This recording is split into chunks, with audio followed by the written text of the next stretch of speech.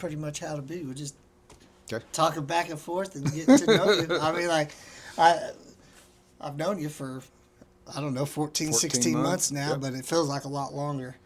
Um, I want to thank everybody for checking out the channel, Sticks and Stones Unfiltered. This will be episode 1, and today's guest is going to be Shon Ginnis, and I'll kind of let him give an explanation why he's here, what he does as a first responder. So I'm a paramedic. Been a paramedic for 32, 33 years. I tend to lose track.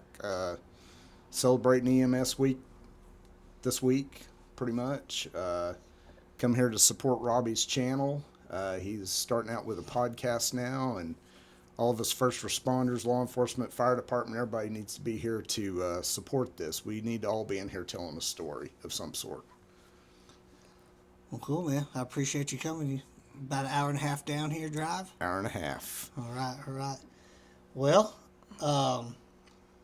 so how many years exactly have you been in EMS? So I started in 1993 and got my basic EMT, went to school for EMT in 92. My best friend, the guy, he was this pompous little cocky dude that played in a band with, his guitar player, and he decided he was going to go to EMT school. So I was on the path of going to nursing school. So I was going to college and doing all that stuff, going to Seminole Junior College, and I had to take a semester off because back then we filled out our financial aid and stuff on a dot-to-dot form. Uh-huh. So I messed up one thing, something about my parents couldn't claim me or something, so I had to set out. So my buddy, he's like, hey, you want to go to EMT school? I'm like, yeah, well, sure. I ain't got anything better to do. EMT school back then was a whole $130, $140. That included books. So went to EMT school, and back then you had to wait. So when you took your national registry, it was about a 4 to 6 week wait. You go in, take your written after you took your skills stuff. You took your skills stuff at the school, and so you'd take your dot to dot test. Everything was dot to dot back then. So you'd take this test, and then you'd sit and wait. For the mail to come. Big envelope or little envelope? This building right here, I worked in 26 years ago when I got that envelope Holy cow! that said I passed. I was in the very back corner pressing close. My God. So it is crazy. I forgot about the envelope. Wait, it wasn't computer. This is the coolest building too. This is great. I appreciate it. Yeah, got a lot of big plans for it for sure. How old were you when? So I was 22, if I remember right. 22. So out of the house. Yes. Well, technically, I still lived at my dad's house, and I was working in a restaurant and working as, well, they called them orderlies back then. So basically a patient care tech or orderly or whatever. Basically, you ran around, helped people to the bathroom, wiped butts, and I mean, you cleaned up after people. You just, you took care of old people on a rehab floor. On a rehab floor. Rehab. Yep. Cool. So, what was your dad's feelings about you going into EMS? He was kind of, I don't think he realized just what it entailed. I think he kind of had the same idea. So my mom had been around the medical field forever. So, since I was a little kid, she always worked in some part of the hospital, not really critical care, but just had something to do with medical something all the time. And so my dad, I think he just was kind of indifferent because I think he assumed, just like an ambulance driver, how a lot of people do, just load them up, haul them to the hospital, Yeah. I really do think the general public doesn't have any clue what EMS actually does. I mean, like, especially guys like you with your paramedic license, like the amount of stuff that you guys can do in the back with very little resources. It's pretty amazing to me. So, split home being raised, or? At that point in time, yes. All the way up. My parents were weird, though. They were together until, I think, after I was out of high school. My sister hadn't graduated yet, but they divorced later in life. So basically, the kids were almost grown and out of the house, and it was kind of a weird deal like that. But it was a civil split, I guess. I guess they were equally sick of each other. Right, right. So I mean, on that subject, do you think maybe they were just trying to last until you actually got out of school? I think so. Were you the wild child, or was it your sister? You know, I was a closeted wild child. I was the innocent one that looked like, oh man, that kid would never do that. He'd never do that. He'd never sneak out. He'd never do this or whatever. My sister, she was she was a good kid, but I think hers kind of kicked in after she got out of high school. I think that's where hers kicked in. Yeah, yeah.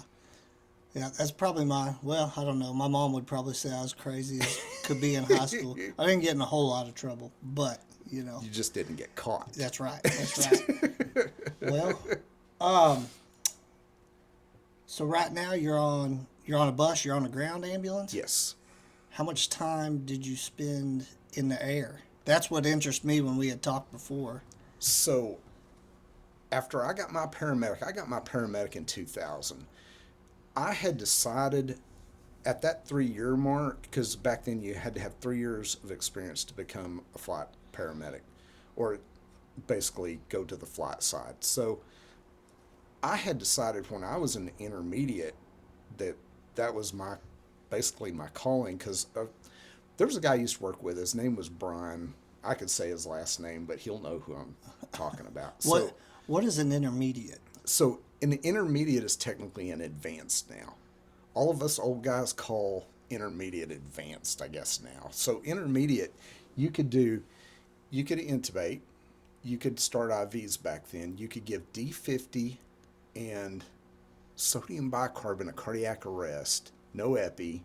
You were still limited, and you had the advanced airway skills, IV, given fluid, but that's really about it. Yeah, so no real cardiac stuff Exactly. that you were doing. And so like the level of licensures, then what was it? Like EMT basic, Yes. intermediate, EMT intermediate, and then paramedic? Yes. And so nowadays it's for the national EMT advanced, and paramedic, correct? Yes. And then if you're in the state of Oklahoma, there's 4 levels: EMT, I-85, Right. which is intermediate, EMT advanced, and paramedic. Yes. I-85s are definitely the dinosaurs now. And technically that's what I would be equal to back then, I guess. Back then. If that makes sense. I got you. Okay, so you're I-85 and So I was a basic EMT for 2 years, intermediate for 5, almost 5, and then went on to my paramedic. When I was an intermediate, me and this one guy that I worked with at Seminole, so we were sitting at an air show, and he kept goading me because I was afraid of heights. I was scared. I wouldn't even climb up on the roof of anything. So he's like, they were giving, helicopter rides at this stupid thing. The helicopter looked just like the Magnum PI aircraft from the detective show in the 80s. you'd have had to fight me off because I'd have tried to crawl into that thing. Oh, man. Especially if I could have drove his Ferrari up to it. Oh, it was a Ferrari with rotor blades. That's what it was. It was a MD 500 or Hughes 500. And that thing was so agile and quick. I mean, it was just super fast. And so he talked me into it. The guy had the doors off of this thing. So I'm sitting in the front seat next to the pilot, and he pulls pitch on that thing. We lift, and then he takes off for this bank of trees, which it looked like we were this high off the ground, but I know we weren't. And he pulled back on the stick, and that aircraft it almost did just this crazy steep climb. I shut my eyes, and I pulled the belt down tight. I'm like, we're going to die.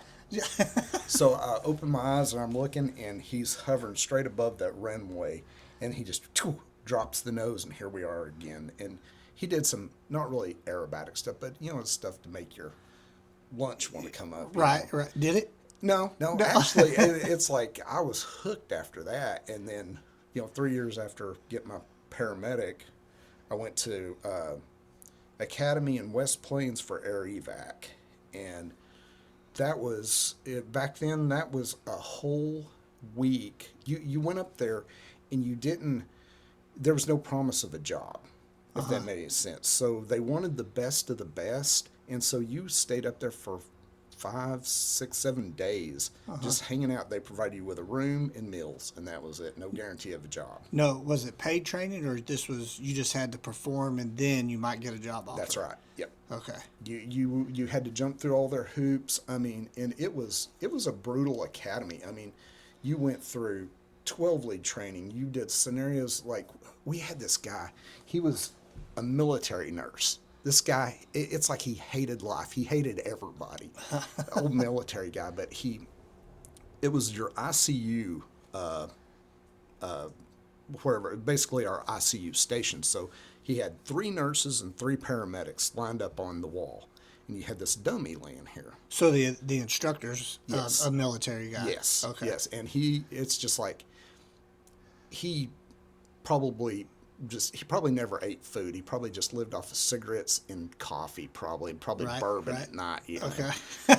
But so it's like you would start this scenario and you'd walk in and there'd be like multiple IV drips hanging, the cardiac monitor, vents running and everything, and you'd give a wrong answer, boom, he'd kick you out of the room. By the time you got down to the end of the scenario, there was one person left in the room, and finally that person did something to piss him off and he kicked him out too. So Okay. it was a no-win situation, but it was a really good training event, but if you performed well, then they'd be calling you saying, hey, we know that, you're looking for a job, and, we'd like to offer you something somewhere. So I guess like this academy, this was to make sure nobody had actually padded that resume then. Yeah. Oh, yeah. So, what was the attrition rate you think of there? Oh, man. There was like a mix of people that would just come up there every year just to get, they'd use it as a refresher. Oh, okay. There was a lot of people that wouldn't utilize it for a job. But the people, I would bet, oh my God, it was probably 1 out of 10, maybe. And then after the fact, you look at it 2 or 3 years later, if you got on, still the burnout rate, a couple of 3 years, and they're moving on to something else. Yeah. How did they figure out which base you would go to? So a lot of the time you made contact with their most closest base, and that was here in McAllister. That's where I started. Oh, okay. The guy that I worked with, I've heard of the place. Oh, yeah. I've heard of it. Yeah, they yeah, it's like, I live there, I think. So I fell through the cracks twice. And so I fell through the cracks enough that I had to go back to academy a second time, which was crazy. But so When you went the second time, did you really know what to expect? So you were just like, hey, this is a step I got to take, or? Well, so the second time, the weird thing about it was the second time they had changed everything from the old school academy to the new way of doing things, which had become more of a corporate thing. So you just went up there for 4 days and hung out, and they pumped you full of all the corporate stuff, and did all the paperwork. You had a job at this point in time. So I fell through a couple of times through the cracks, and then finally they're like, oh, we're doing everything different now, so you've got a job. We're going to offer you a job. Then we send you to academy. I got you. So then at that point, it's really, we've hired you, we've got money spent. Like, Yes. we need you to actually, and that's how a lot of the fire academies are now. Like, once you make it through the hiring process, the backgrounds, chiefs interviews, stuff like that, it's really not to their benefit for you not to make it through the academy. Yes. I mean, they're not going to baby you. They will still cut people, but at that point, it's just beneficial for them financially. Hey, we've already got this money invested in you. We need you to make it through. And training is not cheap. Yeah, no, nowhere. What's it cost for a firefighter? The initial training, it's... I mean, depending on where you go, if you're just looking for the training to actually get hired, I mean, you can actually get it for free if you go the volunteer route. It just takes forever. There's a place up, actually a place in Oklahoma City now, one of the colleges up there, and then a tech center up there and one in Ada that will all you can apply, get into the school, and I believe within 8 months you can come out with your EMT and your firefighter one. But as far as costs with those, I'm gonna say probably anywhere between 1,500 to 3,000, depending on where you go.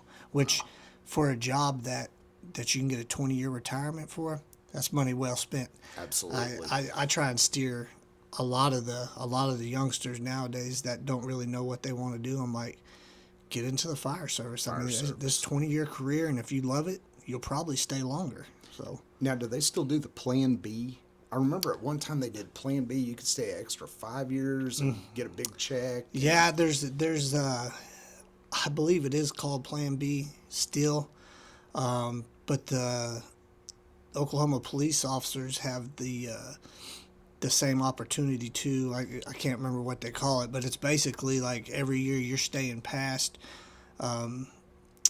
You can roll it into another. It basically goes into another account. If I'm saying that correctly, I'm pretty sure the Highway Patrol has the same thing too. They might call theirs like the Louisiana plan or something, but it is beneficial for law enforcement and paid fire to stay the extra time, because you get that extra on the fire side. I think it's 2.5% every year you stay after 20. Man. Yeah. So, but it is definitely, you're talking about jobs you can get without a lot of college. Mm-hmm. So, how much college do you have? I know you have a bunch. How did you get to college while you were EMSing? So, if it wasn't for online college, I wouldn't be where I'm at right now as far as that level. A lot of online time? Okay. Tons of online. So, it's like EMS wise, you couldn't, when you're working a full time job back in the 90s and the early 2000s, you better have a place where they would adapt to your schedule. Mm-hmm. Like, so when all this online college kicked in, man, I've got 2 masters and I'm working toward a PhD now. And that all stemmed from the idea that my aunt was the only one that was college educated in our family. So it's like, I might as well just go full bore with this. But I decided I wanted to eventually achieve a PhD before I die, eventually one of these days. But the problem with this higher education stuff, there's good sides to it because that paper looks great hanging on the wall. Right. It looks great. It's great bragging rights and all that stuff. But when it comes down to it, unless you get a license with this of some sort, you're spending a lot of money unless you get out there and just market yourself like crazy. I've definitely seen now on a lot of the hiring sites, it'll say bachelor's required. Yeah. Or 3 years, 5 years, 7 years in service. Yes. At that. So it's definitely, I guess, if you get a college education paid for, I mean, you might as well. Yeah. If you're paying for it out of pocket, there's other ways to go about it now, And all I got's an associate's, and I was a dummy, and I went back and got another associate's. And instead of going to get a bachelor's, I was just like, well, let me try and get this other. It was just, I liked the information they were teaching in that course, so I ended up twice. But And it gives you something to be proud of. I mean, even though I'm not the greatest, it really irritates me knowing how much money that I owe in student loans because of what I've done. But then, you look back and it's like, man, I've got all this, that's an achievement. That's, anybody that even has an associate, that's an achievement. That's shown that you have put the time in and you've got the dedication to do it. yeah. And employers kind of, they've got their parameters. It's like, well, we want them to be college educated, but, if I had my choice to hire somebody that had 5 years of experience on the ground doing this job versus somebody that was fresh out of college, I'd choose this person that's been doing it for 5 years, and say, okay, we're going to get you through to get you a degree hanging on the wall to say we checked this box. Yeah.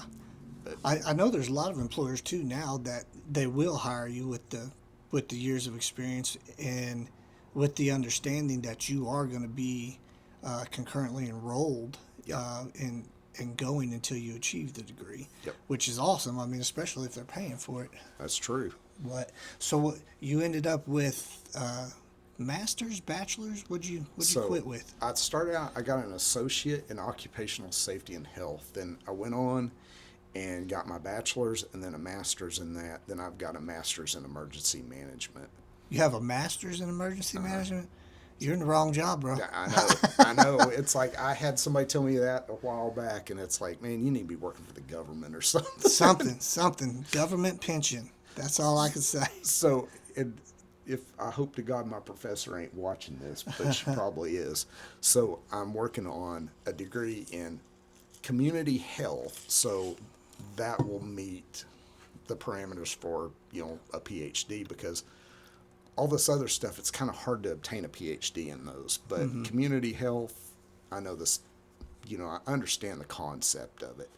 And she probably gets really irritated with it because, I tend to lean to the right side politically.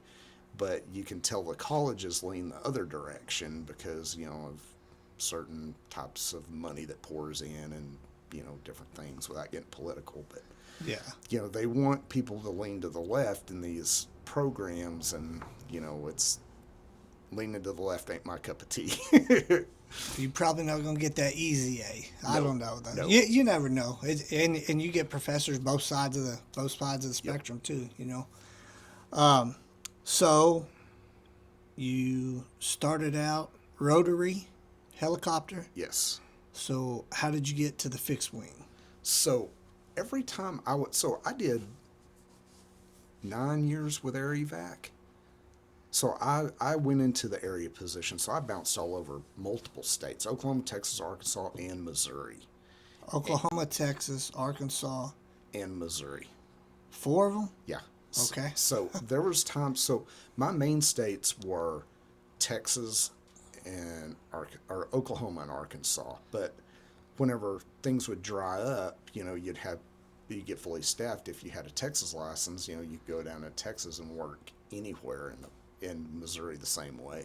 So when you were working for them, whichever state you were working in, you actually had to hold the license Yes. there. Yep. Okay. Now, if you were a strike, and I was never a strike team person, but the strike team guys went around to set up bases. And, they were skilled in all the PR junk and all that stuff, setting up a base. And so those guys were required to be licensed in every state in the network. That's a lot of licensing. Yeah. That's a lot of licensing. And some states are not as, as like Oklahoma's very friendly as far as reciprocity. You get stuff like, what was it, Kentucky? I can't remember what was the state that they had the hardest time getting, but it was someplace out east. But yeah, there were some states that kind of fought you on things, Yeah. So all of those were helicopters? Yeah. Air Evac. So I swore it off. After that, 2014, I'd moved into the safety field. I worked oil field safety. You were just done with EMS? I was done Okay. with it all. And I continued to work in the ER for a little bit just to keep skills up. But so left Air Evac. Well, so we started kind of looking at moving someplace else because of better school for the kids, and we just wanted to go someplace else. And so we found a house up around, it was in Xena, Oklahoma, and we moved up there. And I went to work for a place called, it was Cox Health Systems in Missouri. And so I went to work for Cox Air Care a couple of years into that because they added another aircraft and we had 2 helicopters. And it was an amazing program. Really? The lady that runs it, her name is Susan. I ain't going to say her last name. Her first name's Susan. Amazing person. She just was very nice, but anytime safety was her 100%. I mean, we never skirted anything. We're CAMES accredited. We're partnered up with Air Methods, basically. We own the aircraft and the people, and they provide us with pilots and mechanics and all that stuff. Cool.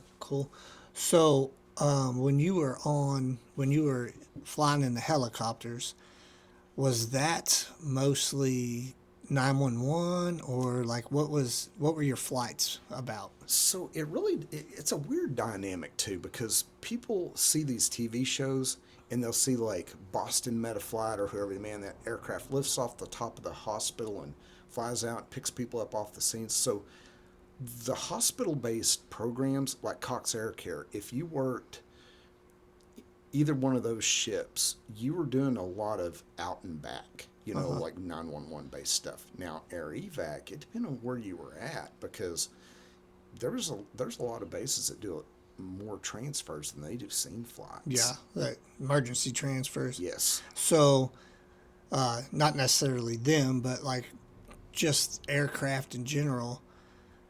On the ground side, whether we want to admit it or not, a lot of times when people are getting transferred on the ground, it's not legit. Yeah. I mean, a lot of times, I've stubbed my toe, but the ER is full and I need to get them out of this ER to go to this ER. Yep. Or, multiple things that really don't need to go by ambulance and tie a crew up and stuff. But on the air side, did you guys run into that, or was it mostly serious? All the time. So Really? all the time. Okay. So Air Evac is a membership-based service, okay? So one of the longest flights I was ever on, we lifted from Woodward, flew to Sayre, Oklahoma, which is right there on the state line at Oklahoma and Texas. Picked that patient up, took on fuel, pilot drops us off. He flies over the airport, takes on fuel, he comes back, picks us up, and we fly that patient to Lubbock for a lower extremity fracture, because he was a member. It's a membership. Bad fracture or? No. I'm already splinted. Just needed ortho. And then we flew from Lubbock back to Woodward. And that's the longest I think I have ever been in a helicopter. What was the flight time? I want to say it was 2.5 hours, 2 hours and 45 minutes. It was long enough. So we took a straight line from Lubbock back to Woodward, so we didn't have to stop and get fuel, and we had a tailwind. Okay, so that was pushing you. Yeah, that helped out a bunch. But going down, we had to take on fuel to get it the rest of the way. I got you. Yep. So, fixed wing. Tell me, I've loaded 2 patients in a fixed wing aircraft, and that's it. I mean, I thought it was awesome seeing them. I mean, and loading them up. I do remember how high we had to lift the patient to get them in there. Yes. But tell me something about the fixed wing. So fixed wing is a complete different animal. Even though it's a different aircraft, it's a different way. Logistically, it's completely different. So you will fly in crap that helicopter never flies in. Okay, so like our minimums, the place where I was working here in Oklahoma was a 300-foot ceiling with 1 mile visibility. So 300 feet, that's not very high. I mean, you'd come out, pop out the clouds, and boom, runway's right here. I mean, if you didn't pop out the clouds at that 300 feet, your pilot's going around and finding an alternate place to land. So if at 300 foot you couldn't see a mile, you had to find a different way? Yes. Yeah. You had another airport that maybe had better visibility. You were always in fixed wing. Fixed wing is a needed thing because you've got places like these places in far southeastern Oklahoma, way out west Texas. It's just a better thing because you've got patients that are time sensitive, but it just at that point in time, getting them there as quick as possible is the most important thing. So you're going from ambulance to aircraft, from aircraft flying to your destination, and then going to another ambulance, and then going to the hospital. Okay. And so one transfer on the airplane is requiring 2 ambulance rides. Yes. Minimum plus the aircraft ride. Yep. Okay. And I guess that's obviously because you can't land the plane at the hospital. Right. Okay. So time wise, what's the distance that plane can cover versus the medical helicopter? So out in Nevada, and the best fixed wing job I ever worked was in Nevada because the weather was great. It was very conducive to fixed wing stuff. So out there, we would fly from. So I was based in Ely, which was 3 hours north of Vegas by ground. By air, it was 45 minutes. So How far from Reno? Reno, we were about, I think it was like an hour, a little over an hour to get to Reno. Okay. Maybe an hour and 45 from where we were at. Then we flew a lot of patients back to Salt Lake City, U of the U. That's where most of our patients went. Really? We did a lot, but the air was either cold or hot, and in Nevada it's not turbulent. Here in Oklahoma, Texas, this is some of the most turbulent air that there is. On the fixed wing, and I'm not a nervous flyer, but there's times on the fixed wing it's like, yeah, this is not for me here in Oklahoma. Right. Oh, that brings up a question for sure. How much confidence does the crew have in their pilot? I know when I'm flying an aircraft to like Florida for vacation, I'm like, is this dude's first time? But, what about you guys? So there's got to be a very strong communication. When you're on the air side, this is kind of makes things, we should be adapting this on the ground as well, because we went through what they called Air AMRAM, which is Air Medical Resource, something other. So it basically teaches direct communication between everybody on the crew. But, with pilots, there were times where, like, working at Air Evac, me being a float guy, I was working with people I'd never worked with before. Okay. So, you just had to build this trust that they had checked all the boxes and they were good to go. But, you would have a briefing at every pilot change, and, they work 12 hours. And they're 12-hour shifts, yes. And you're 24? And we're 24s. Okay. And, it's just building that confidence over time. Some of those guys have been doing it a long time, but then there was a couple of guys in the past that, you're just like, they were civilian trained, and you just kind of like, God, I'm flying with that guy today. I'm not, it's not that I feel uncomfortable, but it's just like, yeah. Does he have the confidence and the ability to take care of things if things go really bad? I got a buddy that's he's a civilian helicopter pilot.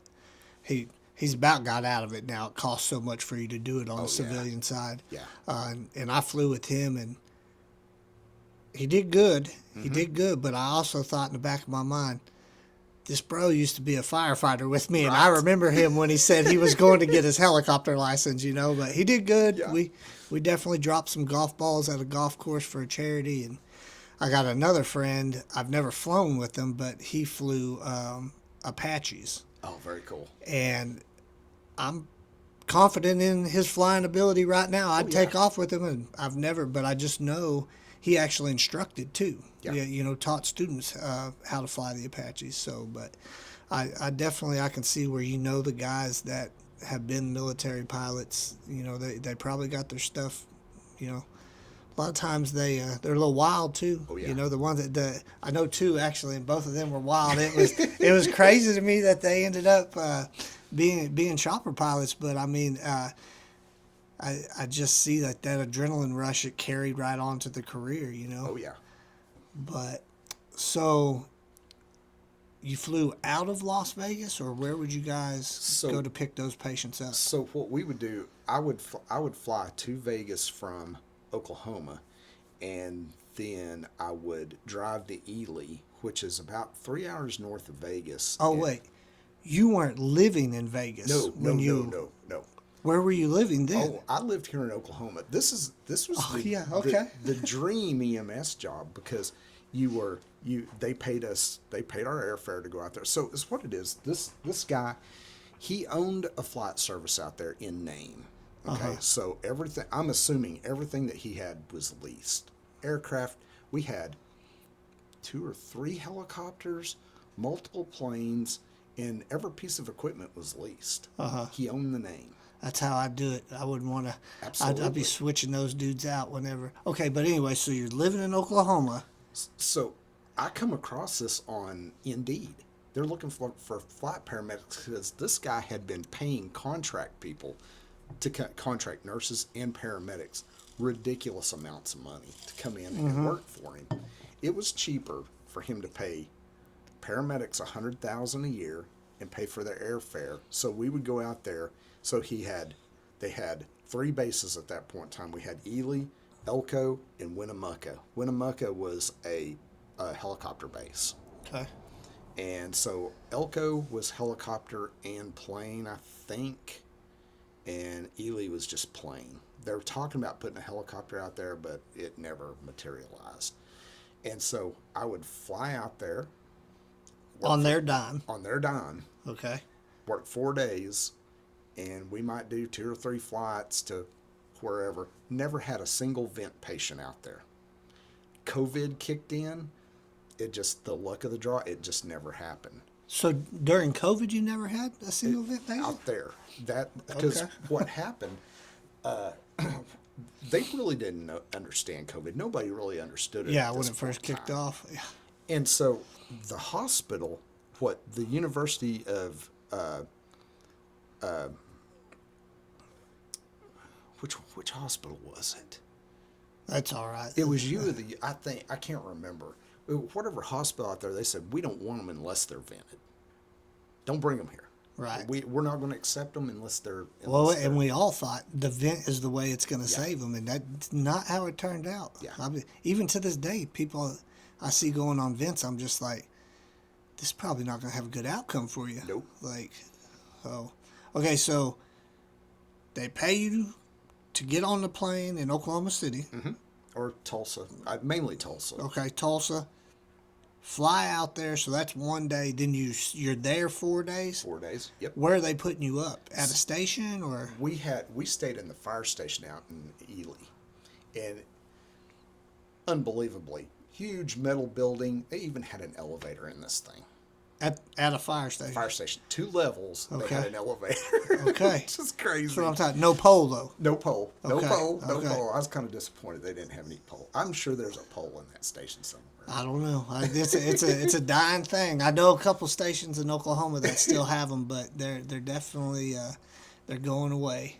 One of the cool things about working out there, it was kind of like a regional training center for like law enforcement and fire departments.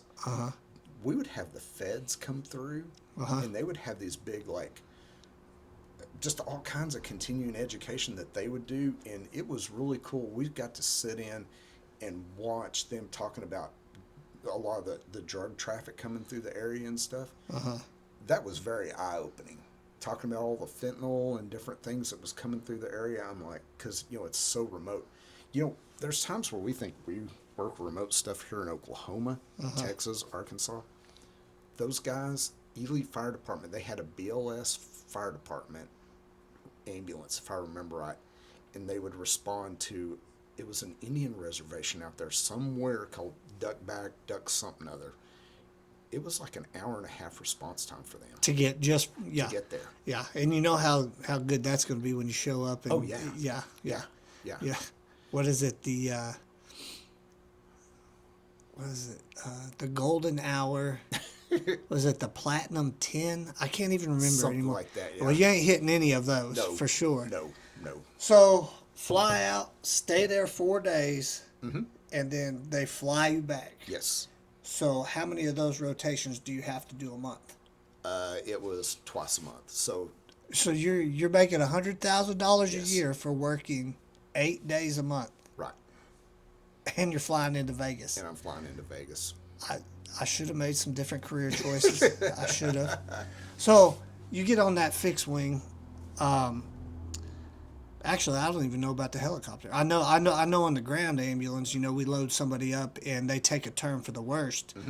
My destination might be when I leave the original hospital. If I'm doing the transport, it might be 2.5 hours away. We're going to divert if something goes bad. So what are you doing in a helicopter? So helicopters are easy because it's just like being on the ground truck. You can land at the hospital. Fixed wing is a whole different animal because you've got to have enough foresight. You're telling your pilots because there's a whole lot more planning going into this because It's like if you load we had a patient out in Texas that coded on us in the air, COVID related. Uh-huh. And we coded that one for at least 45 minutes in the air till we got to to a local Did hospital. you guys have I'm not going to say the name on there, but the device that did the compressions Nope. for you? You Nope. guys were doing We were compressions? doing compressions. That's a rodeo. Yeah. That is a rodeo. Me and the nurse, we switched off, and I mean, he was a big guy, and he was just, doing his thing, and he'd go until he got tired, and then I'd take over, and I mean, it's just, part of what we did. Now, the cool thing about that bunch, as COVID ramped up, they started putting a basic EMT on the aircraft with us. Really? Yeah, so we were flying 3 medical crew and 1 pilot when COVID was really kicking up. Now, that was here. Now, that was pretty, I'm assuming a huge bird y'all were flying in there. We were flying, that was the twin engine Beechcraft, that one. And the cool thing about fixed wing, you've got a whole lot more room to work. Oh, you're talking about fixed wing, you had 3. Yeah. Okay, I'm Yeah. trying to imagine sticking 3 people, the pilot, and a patient in the helicopter. I'm like, that's sardines right there. Now, it depends on what flight service. So at Cox Air Care, we flew MD 902s, which is, it doesn't have a tail rotor. It's got the thrust vectoring cone on the back end of it. Okay. So that aircraft was a freaking workhorse. I mean, our litter was rated for 500 pounds. Now, we never loaded anybody in that aircraft for 500 pounds, but we never had to worry about fuel. Those pilots, they do a weight balance at the beginning of their shift. And it's like, okay, we can take a patient for X amount of, weight, and, because, the aircraft has a certain amount of equipment, and that goes into they figure all this stuff. But, I mean, we did that, but there was no real concern about weight in that aircraft. Right. And we could take an extra person, like the paramedic, we would ride up front to the scene with the pilot. And then we would go back in the back with the nurse and, take care of patients. But, we would put family members up in the front with the pilot. So we had more than enough room to fly in that thing. That's awesome. That's awesome. What, did y'all ever get stuck anywhere in the aircraft? So the idea back a long time ago was to get the patient to where they needed to be. And there was times we were out in West Texas somewhere. So pilots are funny. Their personalities differ from one to the next. You've got guys that are just uptight jerks to funny, hilarious, just easygoing, whatever. Well, they remind me of everybody in EMS then. Exactly. Exactly. So we're flying with this guy. His name is Ron, and he's hated in the company. I swear. It's like nobody. I think I was the only guy that liked Ron. I don't know what it was about him, but we're out there in the middle of nowhere, and he goes, "Boys, we're going to have to turn. We're going to have to go to this airport over here because visibility's going to." And we're like, "Okay." So, and we were on our way back home to Lawton. So we turn, and we go back to this, and the weather has utterly moved in. We were there for 3 days straight. Really? Yeah. So when you land there, do they have a hangar for your aircraft, or how's that working? So we landed. I cannot remember for the life of me what the name of this town was, but so they had it was a little airport, and it was like 2 or 3 hangars and a little FBO that maybe had a convenience store, like a snack thing that you could open, and a Coke machine. And that one, we had to call the local sheriff's office to come out and pick us up and take us into town. They had a hotel there, and they had a couple of them because there was a lot of oil field stuff going on there. So we were lucky there. And a couple of restaurants, and we'd walk to the restaurants, and it's just like 3 days later. 3 days later? Yeah. Yeah. So, well, that is pretty interesting. What's the longest flight fixed wing? New Mexico, from Texas, southern Texas, to New Mexico during COVID. Okay. So, did COVID not blow your mind? I literally went from when we found out about COVID, I remember I was working at a fire department, and COVID, what's this COVID? And then like the news starts hitting, but we hadn't really had anybody in our local area. But everybody's telling you if you get it, you're gonna die. Yeah, absolutely. And I mean, I'm just like, this is about to be real bad. And I can remember going home and talking to my wife and being like, hey, I had two, my girl and my boy are living at the house at the same time. And I told my wife, I said, I think maybe I should move a cot to the garage. Yeah. And stay in the garage until we figure out what's going on, and then I'm not contaminating. You know, I was scared to death. I mean, literally, I was scared to death. But I was more scared of infecting my family. Mm-hmm. And Yep. I'd already accepted, you know, hell, I got in the job because stuff might happen. You know, it is what it is. But and it went from that to fast forward a year, you know.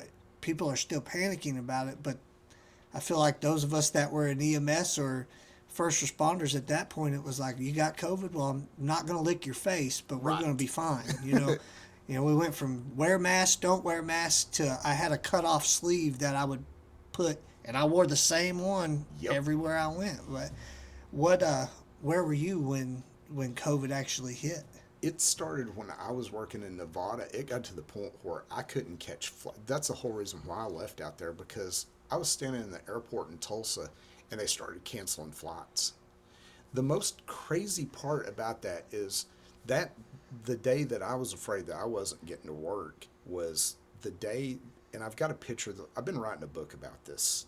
A lot of this different things kind of led into this, but there was a woman that worked for, if I remember right, worked for a air carrier, major air carrier.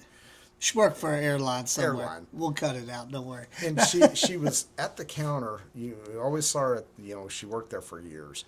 And so one day, it's like she shows up in her Sunday dress, and I'm sitting there waiting, to get on the plane, and Oh, and they have a big uniform policy too. Huge.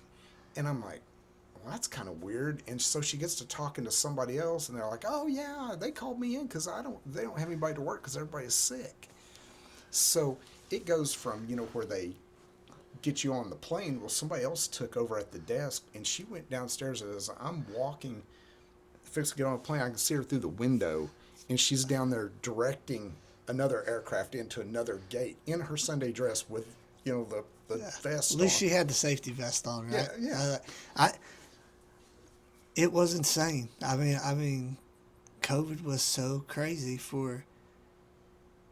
There were so many. I've never seen so many policies come out at work, and where I worked at the time, I mean, they dropped crazy policies all the time.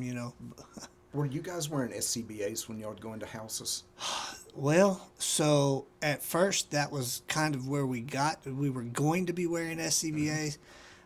When we first hit, me and one of the administration actually got into a shouting match in the hallway because I was like, we need to order masks. We have to order these N95 masks. And I remember the guy that I got into it with was like, well, what do you want me to do? Just order everything before we even know anything? And I was like, yeah, I want some PPE. At the time, I was a VP for a local union, and was trying to stand up for the guys. Oh, yeah. And it was definitely crazy. And then, I don't know, the next week they were trying to order, and there was no mask to be had. You know how quick everything ran out. And, I mean, I will say, like, the place I was working for, they were just like all of us. They didn't know what was going on, and so I could see them trying to save that money versus not saving it. I mean, hell, we were using not that department, but people in general, what the whiskey places turned into hand sanitizers, that was crazy. But like I was such a dummy. I was working two EMS jobs. Basically, one was my full-time job, but the other one I was working PRN, and I was getting full-time hours there too. Oh yeah. A dummy though. I was like, I was just, after I realized it probably wasn't gonna do me in, A lot of money. Yep. A lot of money. I don't think I'd be very surprised if healthcare workers ever make that money again, because it was insane. Unless there's another pandemic. Yeah, it was crazy. But and what was crazy too is the other place I was working, they were giving all the healthcare workers bonuses. Yeah. But the poor police officers, Mm-hmm. the poor firefighters, Mm-hmm. they weren't getting no bonuses. It was one of the rare times that I've seen where EMS, because usually, I mean, the way I see it, or usually comes across to me, is EMS is the third responder, Right. not the first responder. But it was one of the rare times where EMS was actually getting paid Yes. very well, and it was some of the only times I can remember anybody like shaking my hand or saying thank you or anything.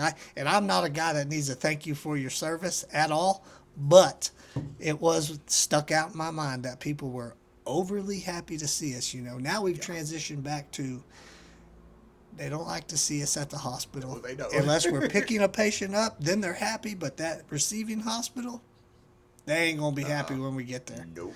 So, but I think that is the crazy thing. EMS, I will say, really has a servant heart. They, the guys that I work with in the past that I've developed relationship with, I think they really are there for the betterment of the patient. Because if there was no ambulance to get that patient to another hospital, the outcomes would just be horrendous. Oh, yeah.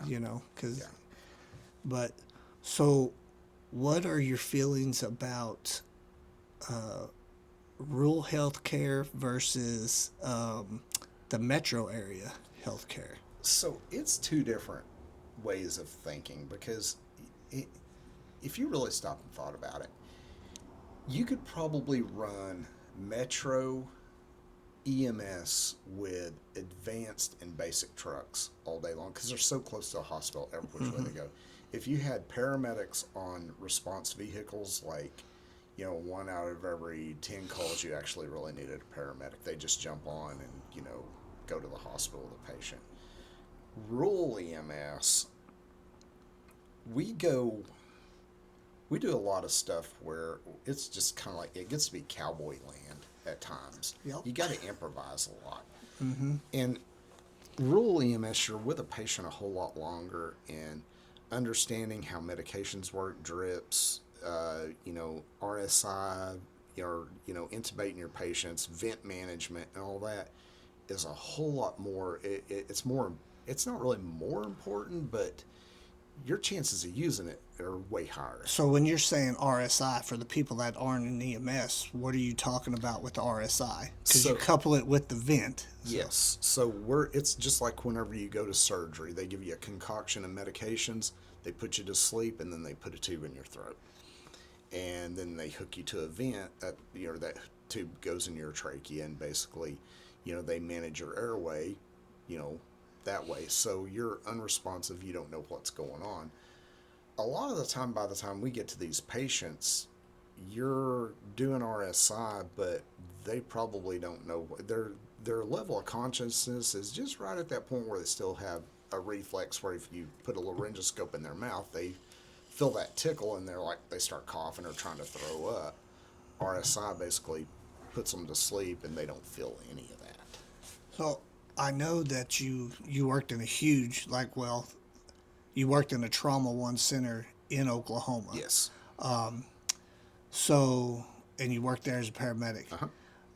Have you ever worked in the actual rural hospital as a paramedic or as an ambulance provider? So I've worked rural hospitals where you're pretty much calling in a provider. So you're frontline until the doctor gets there, or nurse practitioner. So there was one place I worked where we had PAs and nurse practitioners as our providers. There's a place down south from this town that runs an ER like that too. Yep. And not knocking them. I mean, just rural Oklahoma. Sometimes Oh, yeah. they can't afford to bring the MD or DO in. Yep. So in a rural hospital, you may be the one that makes the intubation decision while the doctor's still coming in. Yeah. You may be calling him saying, "Hey, we gotta intubate this person when you get here. I've got everything ready to go." And sometimes, depending on what doctor it is, they come in there and be like, "Okay, well, let's go to town and let's do what we need to do and let you, the paramedic intubate." But that's only been one place that I've worked ER wise. I have seen in the rural environment. I think sometimes the doctors become dependent on Yes.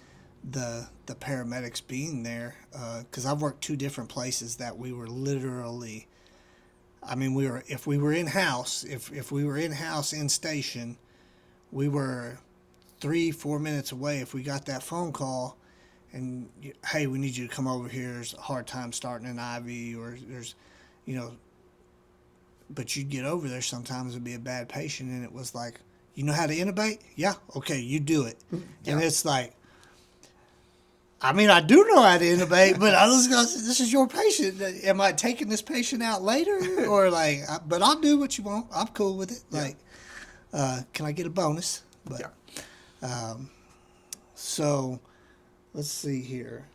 What's the craziest call that you can remember? I know we can't give identifying stuff, but We picked up a guy out in a western Oklahoma hospital, and they'd been working this guy. This guy was my age. He was in his mid-40s and had a massive MI. They'd been working him. what's an MI?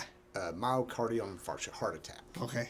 So they'd been working. He'd go into cardiac arrest. They'd give him some different drugs like epinephrine, and they'd shock him once, give him some antiarrhythmics, another drug that they use for a different heart rhythm.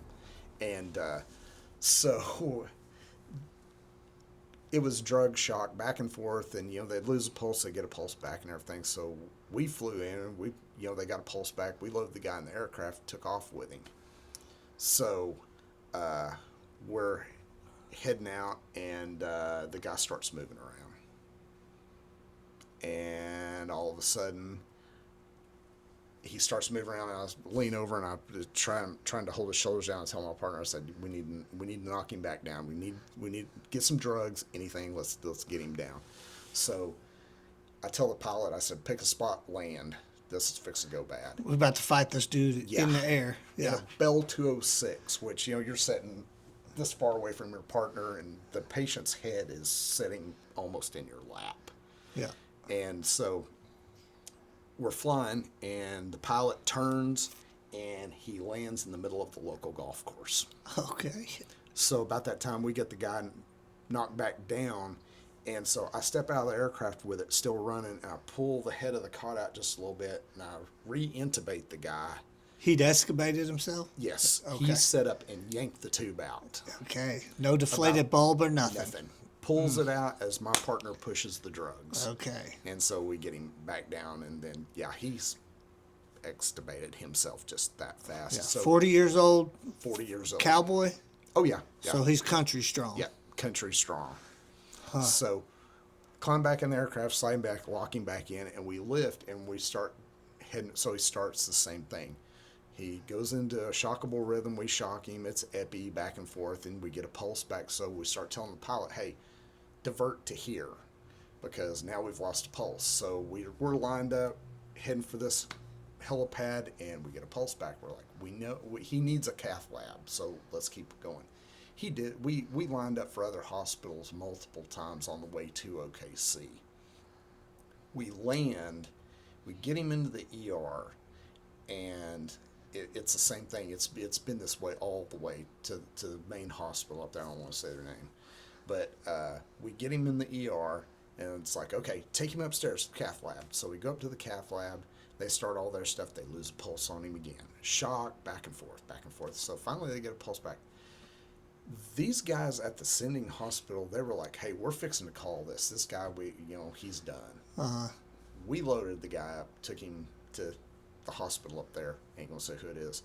But they cathed him, and he walked out of there. Yeah, it's crazy. He literally walked out of there, and it was just, we'd lose a pulse, get a pulse back. We're lined up to land at another hospital. It's like they don't have a cath lab, so Yeah. we get a pulse back and just kept on going.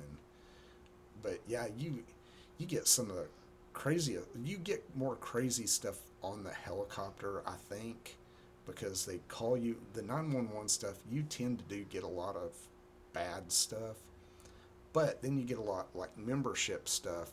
I was working at Northern Arkansas base, and we got called into Southern Missouri to pick this guy up, and I can't remember what they were saying or what was wrong with him. He had bilateral foot pain. Bilateral foot. So both feet were hurting. Both feet were hurting. Okay. And so we took him from wherever there in Missouri up to Springfield and dropped him off. But yeah. So what's the chance if I get that membership? I've got bilateral foot pain, but I got to get to Destin. So I don't know that they would fly you that far. Halfway? Maybe one helicopter than another, maybe switch you off. But now here's the thing: they're going to charge you. Back in the day, if you remember, you flew. You never saw a bill. Right. But nowadays, if it's not medically necessary, Right. there's all those loopholes. So Yeah. memberships are great. Don't get me wrong. But How many? How common is it that you see? I know now that we worked together for 16 months at a transfer service, basically, and it was a good time. I always enjoyed my second day because I knew you were coming in, and I was like, "There's going to be some good conversation." Yep. Probably some good food had if we didn't end up. It was either you got to spend time together, hang out, BS. That you're really the reason that Sticks and Stones Unfiltered started, because we were talking about YouTube and getting everything hooked up, and kind of got the bug in my ear. But the difference between 911 and a transport service, call volume wise, 911 more, 911 less. It depends. Again, it depends on where you're at. Like, let's say, like Tulsa. Those guys working for IMSA, they're running, they do a 12-hour shift, but they're running 12, 14 calls in a shift. Yeah. Where I'm at right now, we run, depends on what town I'm working in, but, if you're in the busier main hub of the county, you might run 3 or 4, 5, 6 in a day. But on the outlying areas, 2, maybe 3, if that. Yeah. Rural, you don't see as many calls, but you will see more, I think, worse stuff. More bad ones, yeah. So,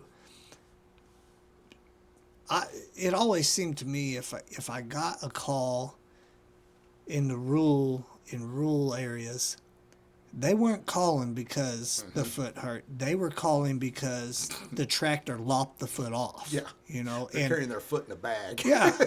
And so, like, my wife likes to say I got compassion fatigue because sometimes I'm probably not as, stuff comes in and it goes out. I just, sometimes it's just hard for me to shed a tear, except when it comes to little ones or something. Yeah. But something that always piqued my spidey sense, or whatever you want to call it, made the hair stand up on the back of my neck, is when we got the call in rural Oklahoma for a woman that is in her 70s or 80s, and she's called 911 for herself, because when that lady's calling, something's wrong. Yeah.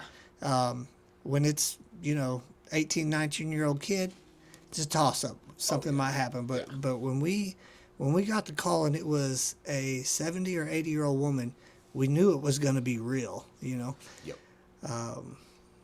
Well, what about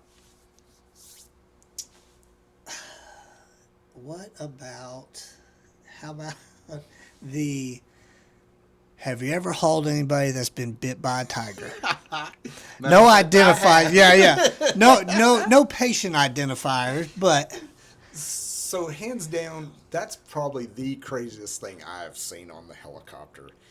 And until that whole situation got publicized, I'd kind of forgotten about this.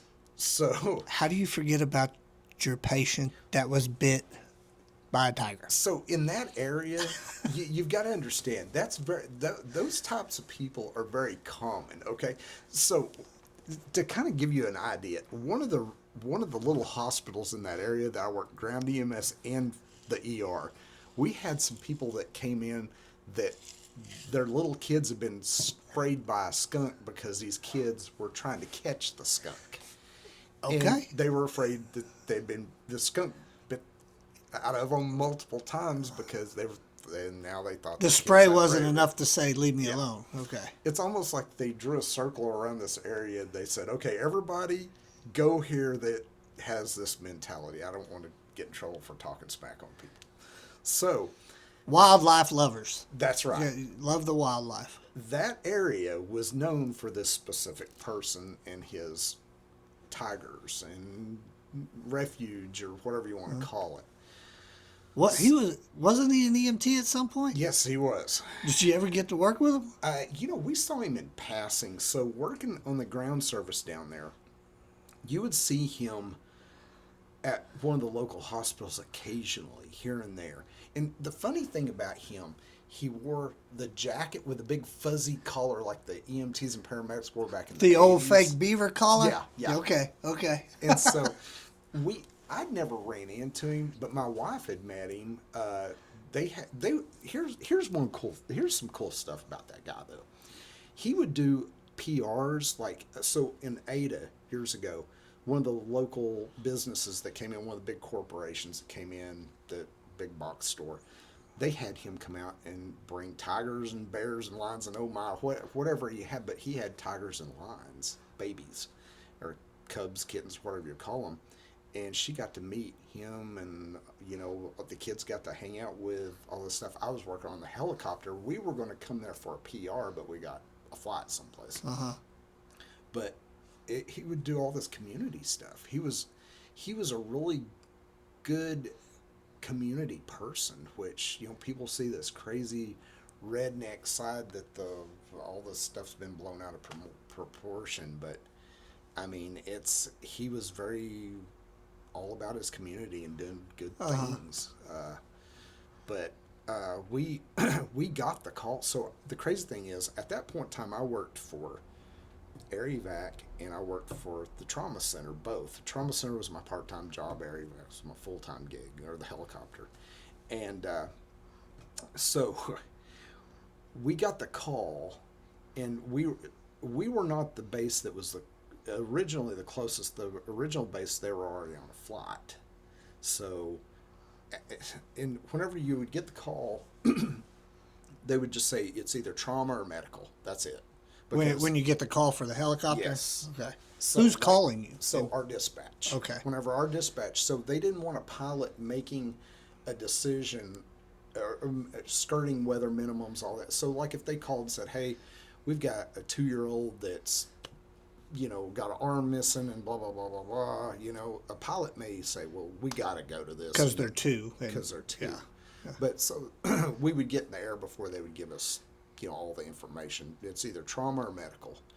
So we lifted, and I'll never forget, I was working with a nurse that had been I'd known this guy for years. I mean, just forever. He'd been a paramedic for years, been a nurse for a long time. And I worked with him at the trauma center too, which was crazy. And we're inbound, and they start giving us information. And it's like they called it as a tiger mauling. A tiger mauling. A tiger mauling. That's your information. And me and him looked at each other. We're like, oh my God. We know exactly, because he worked EMS on the ground in the same area too. We looked at each other. It's like, oh my God, we know exactly who this is. Had there ever been a pre-planning for a tiger mauling? Never. Okay. Never even. That was the last thing we would ever think. Right. And so we land at the hospital where they rendezvous with us, and sure enough, tiger mauling. That's probably one of the toughest people I think I've ever seen in my life. Yeah. She was, and she said this on TV. She reached in, to feed this. I don't know what those things weigh, 1,200 pounds maybe, huge. Yeah. And it got a hold of her. Yeah. And yeah. So you guys load her up, get her packaged, load her up. You're headed to the trauma center. What is your radio? I mean, not exactly what you said, but I mean, like, what can you sense when you give the radio report? They're like, "Are you joking with us?" Or There was a lot of dead silence. There was dead silence when I started, because then we gave a report through our helmet and our radio and everything, and I'm giving a report, and it's like, I'm like, did you copy last traffic? Yes, you're advising a tiger attack, because a lot of these city people, they don't know that this guy even exists down there. is the circus in town? Yeah. Yeah. And so they're processing this, going, this is legit. So we get there, we offload, and we go in, and it's like, at first they were in denial, just like what we were. It's like, man, what do you tell people? Right. I mean, until COVID came and we were all locked indoors watching TV, I had no clue. Yeah. I mean, it's only 2 hours from where I live. You figured I would have known something. But what would you say, you personally, what would you say is the best part about being a paramedic? There are times where you make the difference, okay? Mm-hmm. I can count on one hand, even though paramedics, we save lives, we prolong the inevitable is what we do, because it doesn't matter who we are, we're going to eventually die. Our kids are going to die, we're going to die, our flowers in our yard are going to die. It's just a life cycle.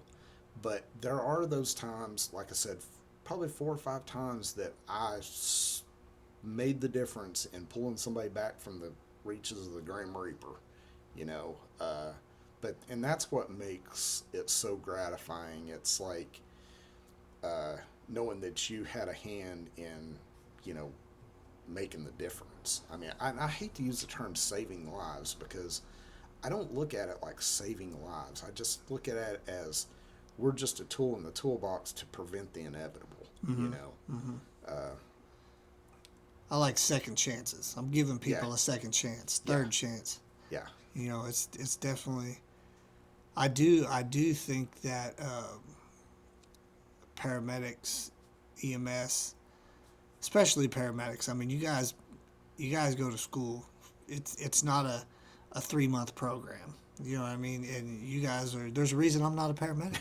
I mean, I'll just be honest with you. But you guys go to school, you learn the medications, RSI, and I can't imagine RSI in somebody. Oh, man. But I honestly, I can say I've seen some really amazing stuff done in the field that I don't know if they would have pulled off in the ER. I love my ER people, I really do. And I would always rather work on somebody in the ER than the back of that ambulance. Yes. That's a lot of times, there's beef that goes on in the transport service world, where it's like, we're not ready to actually take this patient yet until they're stable enough for us. But yeah, it's you guys don't get enough credit. I'll say that. I retired from the fire service, still doing the EMS, little policing here and there. But I will definitely say EMS you guys don't get the credit you should. I don't think the general public realizes that, you guys are 48 hours, 24-hour shift. That's funny. Mm-hmm. I laugh at it now because, it just doesn't happen anymore, unless you're in the fire department, and even some of those guys are going away from that. It's 48 hours, 72 hours, 96 hours. Oh, yeah. And I'll say a lot of y'all are overworked. As far as the rules for the amount of hours that people can work and are expected to work, it's honestly crazy. If I'm driving a commercial truck, I can only drive that dude so many hours in a day.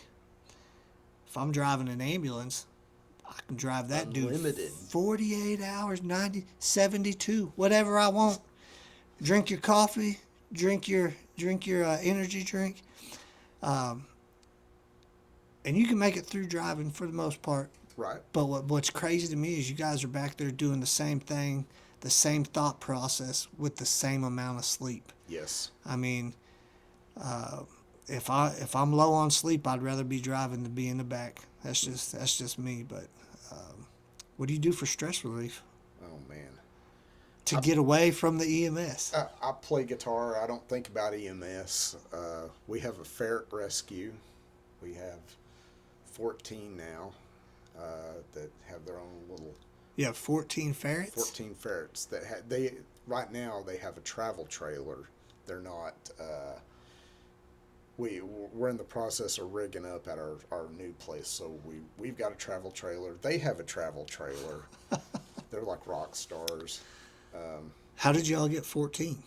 Oh, so my wife, it's been a few years ago, my kid wanted a ferret. And I'm like, absolutely not. Are you crazy? Have you not seen Family Guy? Right, you know? And I'm like, no, absolutely not. So I gave in. And we called her Wee Wee for Weasel. And so after that came Otter, which she acted just like a stinking otter. That's my wife's baby.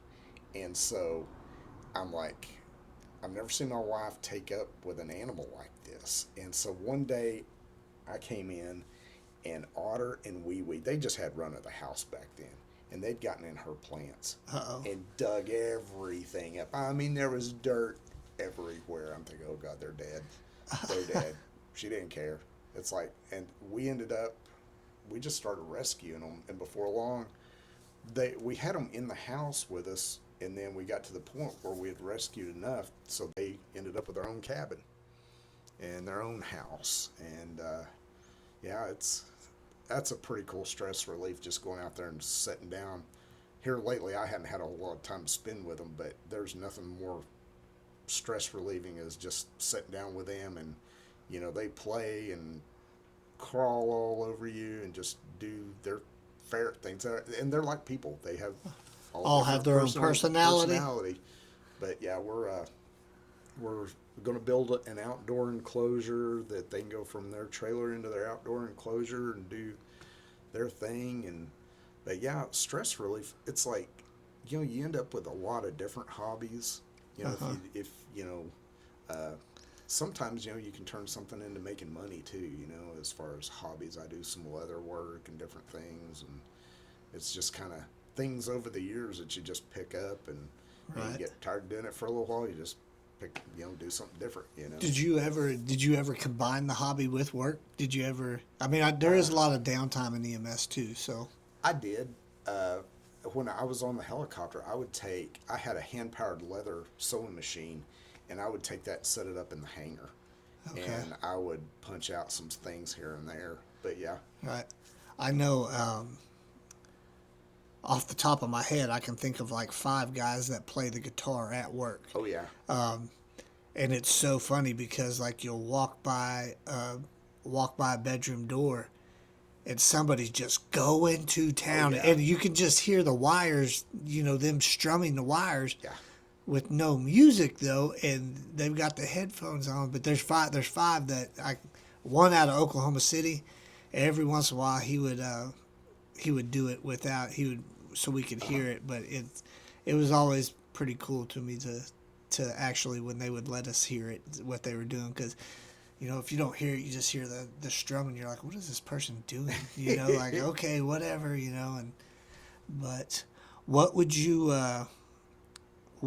tell the 19-year-old just graduated high school wanting to get an EMS? I would say get your basic EMT, go all the way with it, but use it as a stepping stone career. We don't have retirement in EMS until now. Things are getting better, but years ago we didn't. Use it as a stepping stone, though. Go get your nursing license.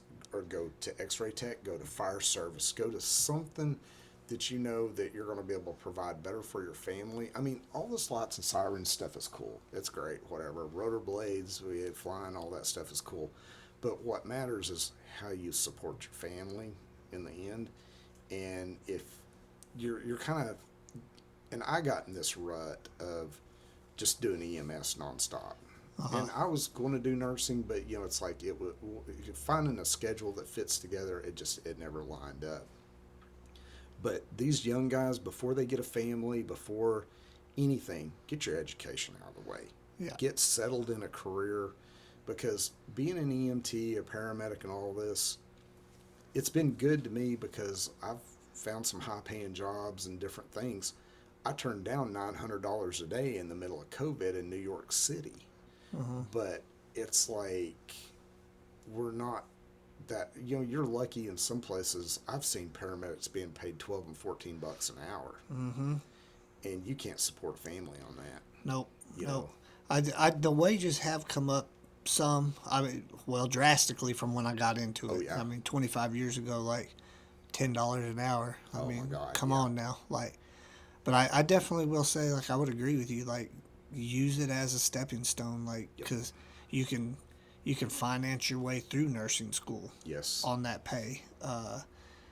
I can't tell you how many guys I know that are police officers now that, you know, that was a step up for them to get hired because they had some medical training, especially, you know, all the crazy stuff that happens in law enforcement now. You know, that EMT is, you can get it when you're 18. You can't be an officer until you're 21, so you could actually get your 3 years of experience in emergency services before you get the law enforcement job. And then the fire side, like, you might get hired at a department now, like a paid department. You might get hired without an EMT license.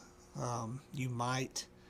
I would say if you got your EMT license, it opens a lot more doors. If you got your paramedic license and you can pass a physical, you can almost pick where you want to go You're work golden. then. Yeah, like that's the golden ticket to the big metros, is being physically fit and having that paramedic license. They'll teach you everything else. Yes, they will. And you're not doing long distance transfers. Right. You're running out, you're doing 911 and you're back at the station. You know, I mean, Yep. yeah, For sure. Fire service is the way to go if you want to do this long term. I wouldn't argue with you one bit. Fire service, I love that job. I mean, I honestly say it was. I had a speech from a Tulsa fire captain at my fire academy, and I will never forget it. He was right. It's best job in the world. It is what you make of it.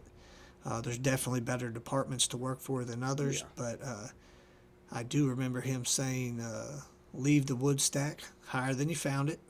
Yeah. And I try to live by that. Even to this day, a long time ago, had a lot of hair when I heard that speech. Now I ain't got none.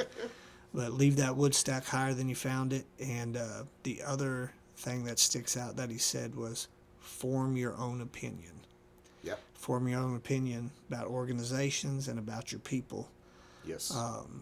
You know, and it sticks with me. I mean, so, well, brother, I definitely appreciate you coming down. It's been fun.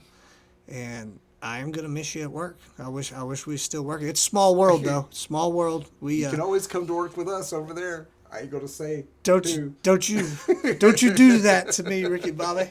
But anyways, man, I do appreciate you coming down and really just kicking this thing off in my mind, getting it started. Heck yeah. Small world. We'll definitely see each other around. We know the same people that we didn't actually know. So, but well, thank you very much, guys. I appreciate you tuning in. Sticks and Stones Unfiltered. If you guys get a chance, Red Hot Laser supplied us with some tumbler cups, custom engraving. If you're in the McAllister area, check them out. Like and subscribe, and we'll see y'all later.